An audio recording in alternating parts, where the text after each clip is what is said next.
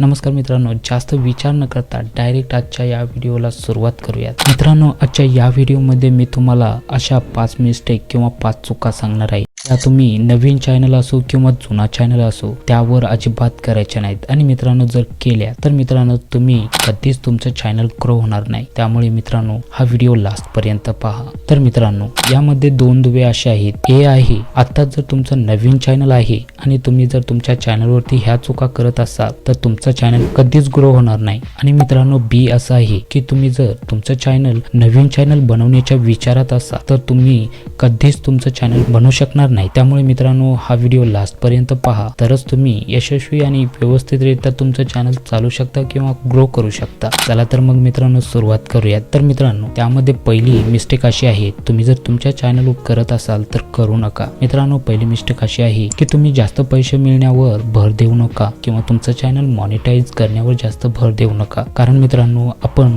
अशा पद्धतीच्या निश निवडतो की ज्यामध्ये जास्त पैसे आहेत, परंतु मित्रांनो असा विचार करत नाहीत की आपल्याला त्यामधून काय भेटणार आहे किंवा आपल्याला त्याबद्दल सांगता येईल की नाही लोकांना, किंवा आपण त्याविषयी आपल्याला नॉलेज आहे की नाही हे आपण अजिबात बघत नाही। आणि ज्या निशमध्ये जास्त पैसे भेटतात ती निश आपण निवडतो। त्यामुळे मित्रांनो अशी चूक करायची नाही। त्यामध्ये मित्रांनो तुम्हाला ज्या निशमध्ये नॉलेज असेल किंवा ज्या टॉपिकवर तुम्हाला बोलता येत असेल किंवा तुम्ही जास्त त्या टॉपिक विषयी सर्व माहिती तुमच्याकडे आहे त्याच टॉपिकवर व्हिडिओ बनवायचे आणि मित्रांनो व्यवस्थितरित्या व्हिडिओ बनवायचे। मित्रांनो तुम्हाला जो टॉपिक आवडत असेल त्या टॉपिकवर व्हिडिओ बनवायचे। मित्रांनो थोडेसे काय होऊन तर तुम्हाला थोडेसे पैसे कमी भेटतील, परंतु मित्रांनो तुम्हाला ते नॉलेज आहे म्हणून तुम्ही चॅनल तुमचं जास्त वेळ तुम्ही टिकून ठेवू शकता। मित्रांनो तुमचं जर चॅनल ग्रो झालं ना तर तुम्ही यामधून ॲड्सनी कमी पैसे मिळवू शकता, परंतु मित्रांनो तुम्ही स्पॉन्सरशिप सुद्धा करून पैसे मिळवू शकता किंवा ॲफिलिएट मार्केटिंग करून सुद्धा पैसे मिळवू शकता। त्यामुळे मित्रांनो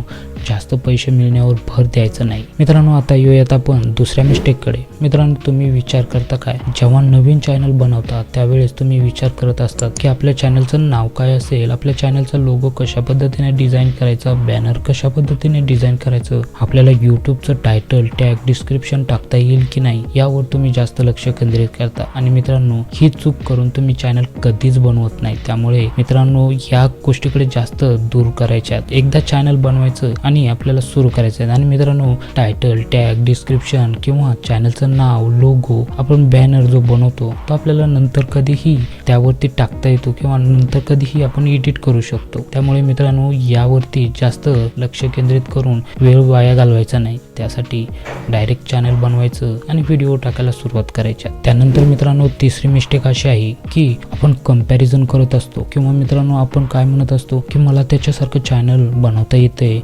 त्याच्यासारखे माझे व्हिडिओ होत नाहीत किंवा त्याच्यासारखं मला बनवता येत नाहीत असं तुम्ही विचार करता आणि इथेच तुम्ही डिमोटिवेट होऊन व्हिडिओ बनवायचे सोडून देतात। आणि मित्रांनो त्यामध्ये दुसरी एक अशी मिस्टेक अशी आहे की तुम्ही दुसऱ्याचं चॅनल बघतात आणि त्याच्यासारखा बोलण्याचा प्रयत्न करतात, त्याच्यासारखं बनण्याचा प्रयत्न करतात। मित्रांनो इथंच तर तुम्ही खरी चूक करतात, कारण मित्रांनो त्याच्यासारखं त्याचा आवाज वेगळा आहे, त्याचं स्टाईल वेगळी आहे, सगळं काही वेगळं आहे। त्यामुळे मित्रांनो तुम्ही दुसऱ्याचं कॉपी करण्याचा प्रयत्न अजिबात करायचा नाही। स्वतः ग्रो व्हायचा, स्वतः प्रयत्न करीत राहायचं। मित्रांनो तुम्ही एक दिवस नक्की यशस्वी होऊ शकता। मित्रांनो ही तर चूक अजिबात करायची नाही। आणि मित्रांनो आता 4 नंबरचं मिस्टेक। तर मित्रांनो तुम्ही यूट्यूबवरती सर्च करत असतात किंवा इतरांचे चॅनल बघत असतात, कोणाला जास्त व्ह्यूज येतात, कोणाला जास्त पैसे कोणत्या चॅनलवरती भेटतात आणि मित्रांनो त्यामध्ये तुम्ही असं विचार करतात की आपणही याच कॅटेगरीवरती व्हिडिओ बनवायचे। मित्रांनो हे साफ चुकीचं आहे।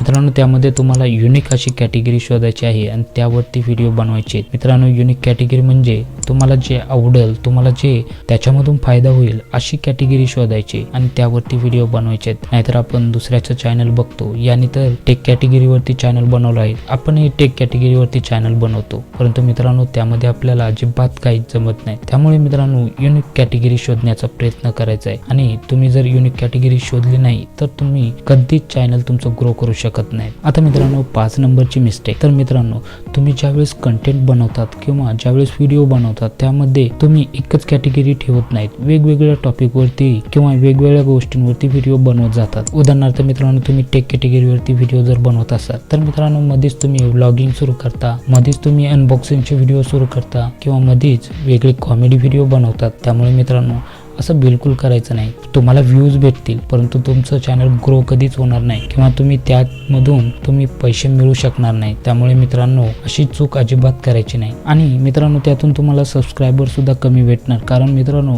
तुमच्या चॅनलवरती एकच ऑडियन्स राहणार नाही. मध्येच तुम्ही जर व्लॉगिंग सुरू केलं तर ब्लॉग बघणारे तुमच्या व्हिडिओवरती येतील आणि मध्येच तुम्ही टेक कॅटेगरी सुरू केली तर टेकवाले येतील. त्यामुळे एकदम असे सगळेच ऑडियन्स तुमच्या व्हिडिओवरती टिकून राहणार नाही. त्यामुळे एकच कंटेंटवरती फोकस करायचा, एकच कंटेंटवरती व्हिडिओ बनवत जायचे. त्यामुळे मित्रांनो हे 5 मिस्टेक अजिबात करायच्या नाही. आणि मित्रांनो तुम्ही जर करत असाल तर करू नका. चला तर मग मित्रांनो भेटूयात आपण पुढील एका नवीन व्हिडिओमध्ये. त्यापूर्वी मित्रांनो धन्यवाद.